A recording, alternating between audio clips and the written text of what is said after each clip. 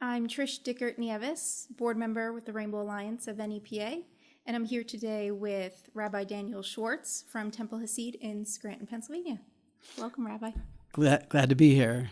Thank you for being here today, Rabbi. Oh, it's an important issue. I'm glad to be here. Thank you. So what we're going to be talking about today is the intersection of religion, faith, and coming out in the LGBT community and what that kind of means and what that looks like. Great. So a question I have for you is, can a religious person or a person of faith also be part of that community and identify in the LGBTQ community? Definitely. It used to be that it would not be so easy to find a community that was welcoming.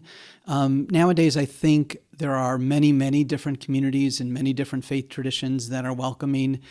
How welcoming is still a difference. There are some folks who, put out the rainbow flag and make clear on their website that everyone's welcome. In other places, you'll have to have a conversation and they're fine, but they're not doing active programming in the LGBTQ community. So it varies, but there's lots of places now where someone can be very welcome and be a part of what's going on. What would you say would be a first step if somebody is questioning their sexual identity, their sexual orientation, or gender expression? How would they approach their faith community? So if you're just in the questioning stage, I would want to make sure that whoever you were talking to was safe already. When you're in that process of coming out, it can be a very dangerous thing if the first person that you say, I'm kind of thinking about this says, no, you're not. You don't want to be in that kind of a place. So you want to make sure that somebody's going to be actually welcoming. If you're at that very early stage, and to do that, it's just the same kind of clues that you would use with anyone. Just hear what they're talking about, see how they're living their life, what the congregation does, and if it feels like a safe place, then of course having a private conversation with the pastor, minister, rabbi. While our training varies, it's pretty hard to get ordained nowadays without at least some counseling background. So hopefully you've got somebody who's good at listening and will be there to support you through this journey. And that's the key. Is this going to be a place that supports you? And if it's not, go elsewhere. That's a great point. So if we were looking to go elsewhere, what would those resources look like in their community? Sure. So there are, I think, sort of two different ways in. One is to go to an explicitly LGBTQ organization that intersects with different faith communities. So in the Episcopal world, there are groups specifically for gay and lesbian Episcopalians, and then ask them, is there a church in my area? Within the Jewish community, there's an organization called Keshet, which means rainbow in Hebrew, and they work with synagogues all across the country of different movements. So they, if somebody's not registered with Keshet, then they might still be welcoming, but they're not active in programming. And then the other way is to look at the particular institution. And, nowadays everybody's got a Facebook page and a web page and some social media presence. And look, go over the services they held in June. Did they have a Pride service? They didn't have a Pride service. That's telling you something. If they did, that hopefully is telling you something else. How outspoken in the community is someone. And again, there are community resources, in an area like northeastern Pennsylvania where everybody knows everybody. ask your friends, and they'll say, oh yeah, this person, I've seen them talk about this, and that sort of thing. It's small enough of an area that I think you get a pretty good sense of who's open and welcoming. Right. Thank you. You go out of your way to make it a point that you are all inclusive and you're a welcoming space for LGBTQ community. So I want to thank you for that. Do you see a change happening, or a new generation, or any wave of new opening, accepting in terms of religion? Nowadays, if somebody comes up to me and says, Rabbi, there's something I have to tell you. And I'm like, what? And they say, I'm gay. Is that okay? It's like, what?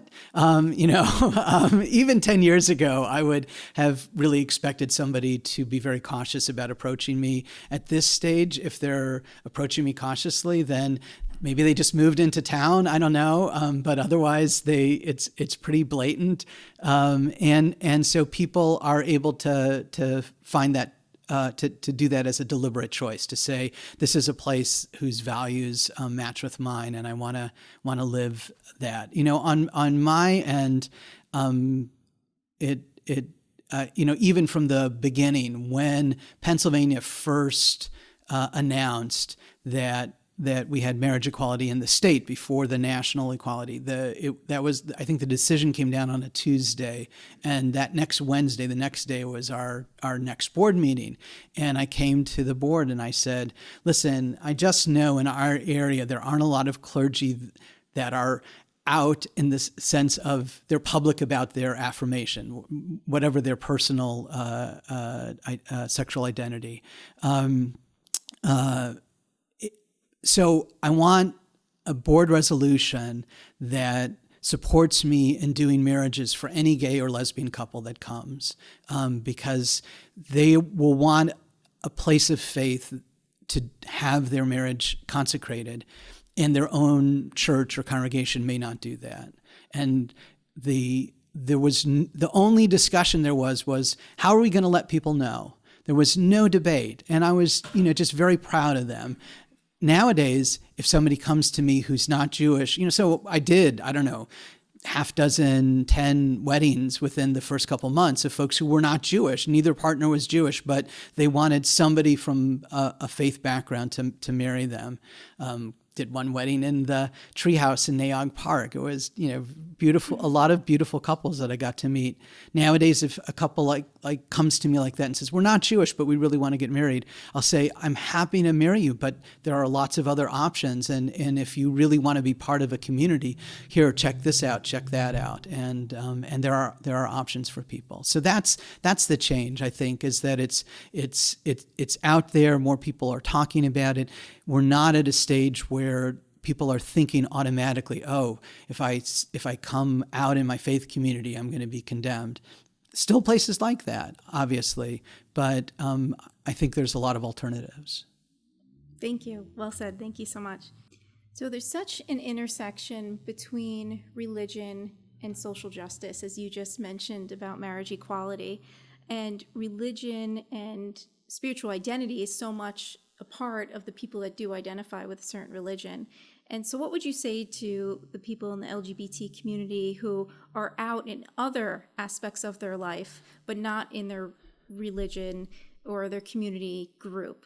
How would you advise them to go forward doing that? I'd say we need you to be public, because that encourages us to be public, and that in turn changes the discussion.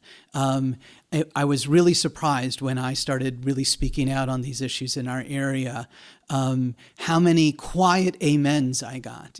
People saying, oh, I've always believed that, a minister or a priest, but I couldn't go out and say that. And then increasingly, as more people were out, I could go back to them and say, why can't you say that? Why aren't you saying that? If you're accepting, why not say so? So every person who comes out and is honest about who they are, I know that that's work. I know that can be dangerous, but it really helps change the equation all around.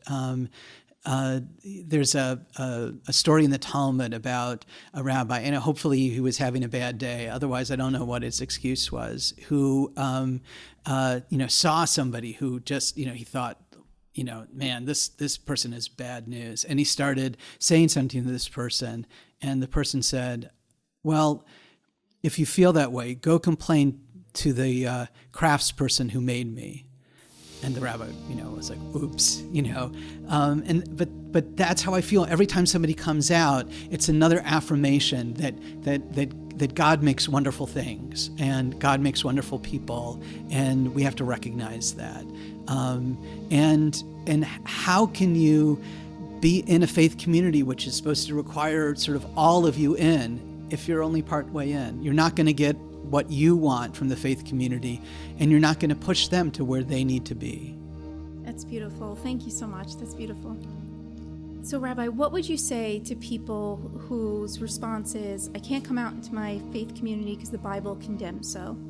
Well, one of the things that I try to explain to people is to think about context in a couple different ways. The first part of the context is, what does the Bible emphasize? And the emphasis is love and justice. The most common commandment in the Bible is to protect the stranger, the orphan, and the widow. And it's not because that group was especially holy, it's because that group was especially vulnerable. And so I think in today's society, if I was going to say who's the stranger, the widow, and the orphan, it would be people of color, people in poverty, people whose sexual gender identity is causing them to be othered. And so the Bible's for you in that sense. Now, there are things in the Bible that seem to condemn homosexuality. And there, the context, I think, is also important. First of all, if you're saying, well, no one like that can be led into my church because it says so in the Bible, well, what about all the other things the Bible is saying that you're not asking about? Why aren't you out there welcoming the immigrant and the refugee? Why aren't you, the Bible condemns in pretty clear terms people who collect firewood on the Sabbath. Why aren't you going after them? So you're not doing it because it's in the Bible. You're doing it because this is the part that you are focusing on for whatever reason that you're scared of, that you need to be educated on. And the last part of that context is, that we're looking at that in the context of where it actually happens in the Bible, which is in the context of talking about a variety of worship practices that are foreign to Israel. And there were ritual sexual practices in different ancient religions, and more than a loving, ongoing same-sex relationship, it seems to be talking about those things. It seems to be talking about not anything about sort of who do I love, but how am I worshiping God? And even there are clearly parts of the Bible that I think are a sign of who heard it at that time more than this is what God really wants. So every day we can wrestle with those things and put them in that broader context of that arc of the Bible towards justice and love. That's so beautiful. Thank you so much. Oh, you're welcome. I'm so glad to be talking so about this with you. Yeah, thanks so much for being here today and sharing your voice and your perspective. We really appreciate it. You're welcome.